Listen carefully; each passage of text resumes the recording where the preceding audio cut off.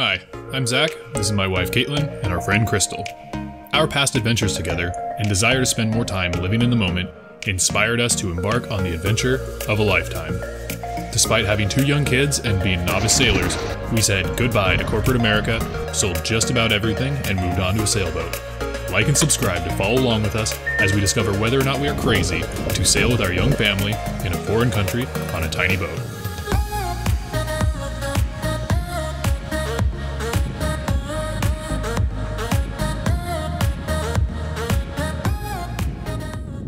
Hi, welcome to the very first episode of Sailing Vantage. My name is Zach, and this is where we post all of our videos documenting this journey that we're going on, setting out cruising as a young family on our 42-foot boat. This is where you can follow us. Please like and subscribe if you want to follow along on the journey with us. So in this video, I want to talk about and tell you the story of how we came about to making this decision and how we overcame a lot of the difficulties along the way. So this story starts about 9 years ago when Kate and I first got married. We honeymooned in New Zealand and we were there for an entire month. We had never been abroad before, so we were completely excited to go check out everything. We put 5,000 kilometers driving around in our poor rental car, and by the end of it, we still wanted to do more. We still hadn't quite gotten to everything we wanted to do. And we really realized that we wanted to travel, and it was something that we were just totally passionate about. When we got back from New Zealand, we went straight into our careers full force. I was working at a really busy Fortune 500 company. I'm sure if you've ever shopped in the last 6 months over the holiday season, you definitely went there. And I was advancing quickly. She was going to school to become a registered dietitian, so we were both really busy, nose to the grindstone. It was during that time that we got to be close friends with Crystal. Kate had known her from before when she was a lifeguard, and they had worked together at a pool. Then, when we ended up in the same town for college, we got to be really close friends with her, and we went on all kinds of crazy adventures together. It was super fun. I got a big promotion right around the time that Kate graduated, and we wanted to celebrate by doing something big. So we got on a plane and we flew to Croatia. We spent 2 weeks there, and we had an amazing time.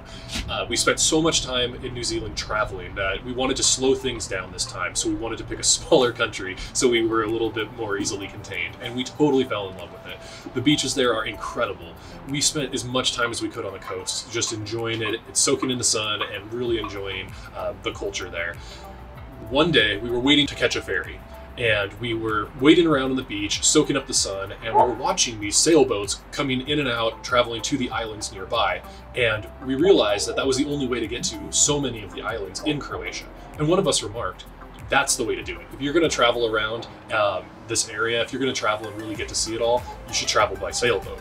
And we didn't realize it at the time, but that comment, that thought, totally changed the course of our lives. So the big problem is neither of us knew how to sail. Neither of us had any experience with sailboats whatsoever. And so we didn't really do much with it. It went on our bucket list, that thing that you put items on before you do before you die, and then you never get to them. Well, that's where it went. And so we didn't realize it though, but that was a really big pivotal moment for us. Had a great time in Croatia, and we got back home and went right back to the grind. I've always been a podcast junkie, and at the time I was listening to hours worth of content every day because I had a long commute. And one of the podcasts I was listening to, they were talking about productivity and how a lot of people will just hustle their whole life and have all these grand plans for eventually, but eventually may never come. And so the host of the podcast was just really emphatic about actually make a plan. Don't just talk about doing things. Like, look at your bucket list, like actually look at it and start scheduling things out and put a plan in place to make it happen. It was shortly after that I came across a blog, and I don't know why, I don't know what searches led me there, but I found this sailing blog, and I started reading the posts there, and I was totally hooked. It was this blog about this woman and her husband. They got married and they went on this vacation, really this cruising trip. There was something about it that just totally captured my imagination. I was enthralled, completely hooked. Romance, young couple, beautiful scenery, beautiful places, and it would just seem like such a good time. And so I read the entire thing, every post, in one night. I stayed up late. And so by the end of it, after having just listened to a podcast about bucket list items, having just been inspired by this blog, I signed us up for a sailing class. So we went to our local ASA 101 school there in the next town over and scheduled a class for us. We hadn't done any sailing, but we figured, you know what? Let's actually learn it. Let's do it. So we did. We took the ASA 101 class. We had a great time. We learned a ton, and we enjoyed it so much. We signed up for the ASA 103 class, and same thing. We learned a lot, and we had a lot of fun.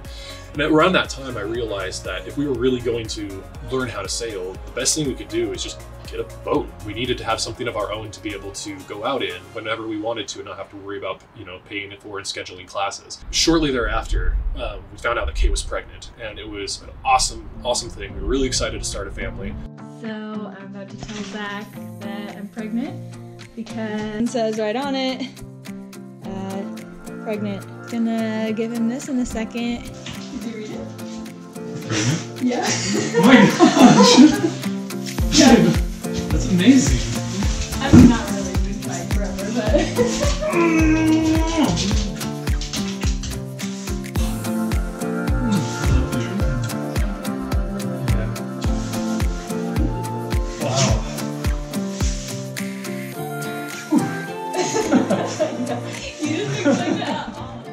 Eventually, after searching for several months, came across a Catalina 22 1973 swing keel, and it was in a town nearby, so I went and checked it out, and it was the perfect boat for us. I looked at a couple others, and frankly, they were too much. We wanted something that was really basic and something that wasn't in perfect condition. This one had some years on it. As a 1973, this boat had seen some stuff, and I wanted to make sure that we had a boat that we could sail, that it was safe, but if we had some dings and scratches along the way as we learned, we weren't going to shed any tears about it. So I bought the boat, got a great deal on it, and that really started the next leg of our journey learning to sail. So there we were, we had our own boat, and we were eager to go launch it. So a couple weekends later, we drove it up to where we were going to go sailing, and we go to launch it, and when we realized neither of us had ever set up a mast and rigging before, and so we had no idea what we were doing. This actually ended up being a bit of a disaster. Fortunately, there was a guy at the boat launch who actually knew something about sailboats, and he showed us how to set up the rigging. After some help from our friendly sailor friend Rick, who we just met, we have all of the rigging set up finally. Now for the sails. So thank you, guy, whoever you were, we really appreciate it. Anyways, so we get it rigged, we launch the boat, and then pulled the ripcord, the motor started sputtering. I thought, okay, cool. Pulled it again, totally broke it. Engine was totally shot. So day one of sailing came to a screeching halt when we got everything all rigged and all taken care of, and then the ripcord on the motor snapped. Ripped. It was too literal for us. We couldn't do anything with it that day. I had some tools with me, messed with it a little bit, and there just really wasn't anything we could do for it there. So we were bummed. Fast forward 2 weeks later, I had been working and tinkering with this engine, trying to get it to work, and it just wouldn't. So it had given up the ghost. I took it to a local shop. Even they said, dude, this thing is from the 60s, it's toast. And so bought a new motor and broke it in. And finally, after owning this boat for about a month, we were able to get out on the water. We launched the boat. We remembered how to set up the rigging. It goes up without a hitch. Go to start the motor. It actually started. We were excited, and we were underway before long. There is something that is just indescribably magical about that moment where the engine's off, the sails are up, and the wind catches the sails for the first time, and the boat just starts heeling over, and you're under the power of the wind. It is completely magical. I can't describe it. If you know, you know, but I was just totally enthralled. It's an enchanting experience. So we sailed. We went about 16 nautical miles that day to a little island nearby, and we were tacking into the wind the entire time. The weather was warm. The wind was totally steady the whole time. The drinks were cold. It was perfect conditions. We had an amazing time on our first sail. We get to the anchorage, set the anchor, set it first right, perfect first time, great holding, cracked open some cold ones, enjoyed the sunset. And it was such a magical moment there. We had just been novice sailors. In fact, we didn't know anything about sailing, not long before.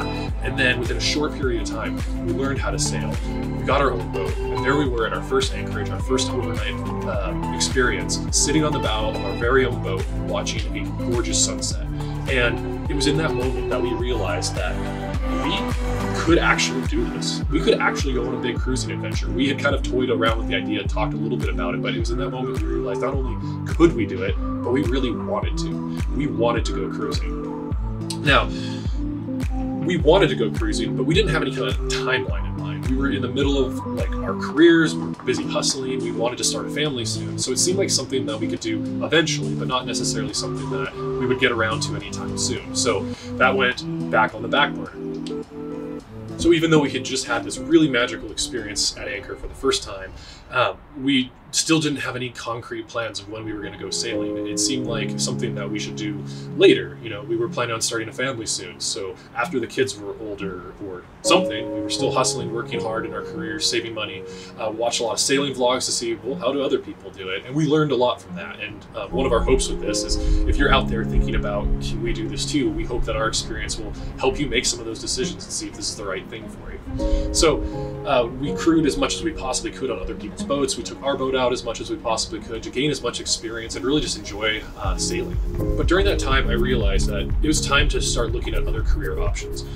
My job field at the time was really fast-paced, long hours, irregular hours. I enjoyed what I did, but it was busiest during the holiday season, and it just wasn't really a great fit for a family type of career. I started looking around for other jobs. There were some options that had come up. Right after my son Atlas was born, I got a job offer, and it was an incredible job offer. Better pay, better hours, everything seemed just right for us. It was in an area we wanted to live. It honestly seemed too good to be true. So we packed up everything, we moved across state lines, we moved into a storage unit, we almost bought a house, and it was toward the end of my training that I realized that the nature of the job was very different than what was represented during the interviews. It was much worse in terms of hours, work-life balance. The demands of the job for my time were much higher than the job I had just left. And so it was actually a step back in what we wanted to accomplish. We wanted more family time, and this job was going to take that from us. And so I had a really tough decision to make.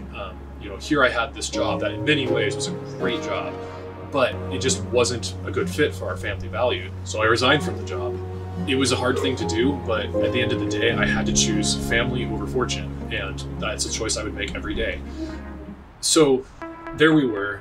We had just moved, and we were packing things up again and trying to figure out what the next steps were. And then COVID really kind of came into full swing at that point. And so there I was, didn't have a job.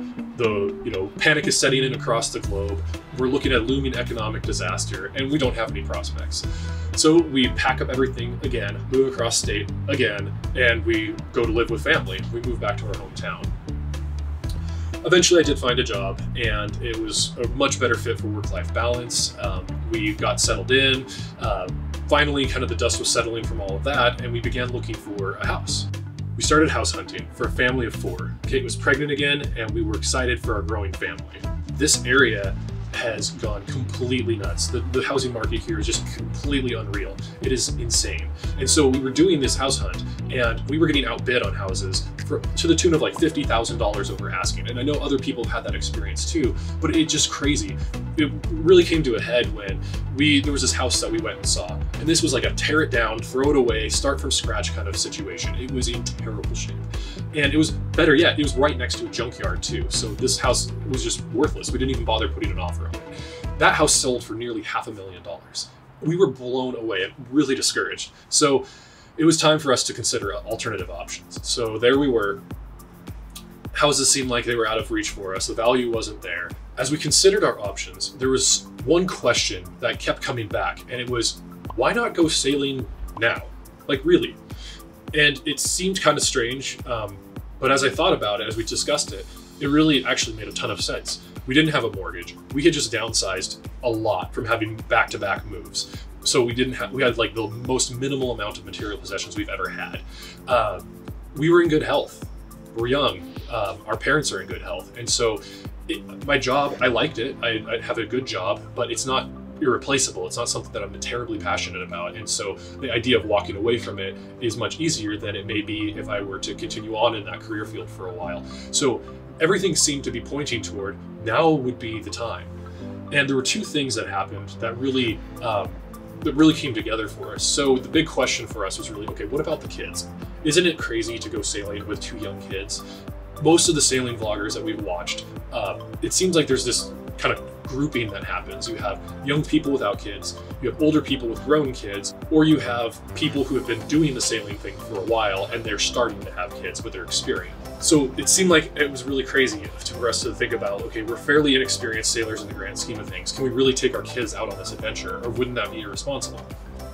And two things happened. First, we read a book called Voyaging with Kids. Highly recommend it. And in that book, they talk about what it's like to sail with kids and how you can do it effectively. And it was really encouraging. For the first time, it really seemed like this is something that people do, and we can do it too. So the other thing that happened was Crystal moved back around the time that we did. So we spent a lot of time sailing. We showed her our boat and how to sail, and she caught on super quickly. Not only did she catch on how to sail, but she really enjoyed it. Like such a beautiful day. Like literally the weather, the wind, the temperature, the sun, just everything. And this is so crazy. So when we were talking about this possibility of us going cruising, she volunteered to help us out, which is a huge deal. So not only was she a lifeguard, but professionally she works with children, and so she's really good with kids. And to have that extra set of hands really makes this a lot more feasible, the idea of setting out on this journey with two young kids and being fairly inexperienced. With Crystal offering to help, and with having just read the book and the position that we were in life, it seemed like we were really able to do this. And so we were faced with a big decision. Is this the right thing to do for our family now? And it's a tough thing to think about because there are risks involved. It's not a guarantee, and it's certainly not the best financial decision you can possibly make. With all that in mind, there was a lot of pitching ideas, thinking out loud, really discussing, is this the right thing? As we wrestled with this question, I was reading On the Shortness of Life by Seneca. And in this writing, he has a lot of really profound things to be said about how we choose to spend our time and what is valuable. And in it, he writes, "Slight is the portion of life we live. You cannot, therefore, accept a hoary head and wrinkles as proof of a long life. The man has existed a long time, but he has not lived a long time. Certain people who brag about their foresight are the stupidest of all. They are always preoccupied with work so that they may be in a position to live better. They spend life making provisions for life.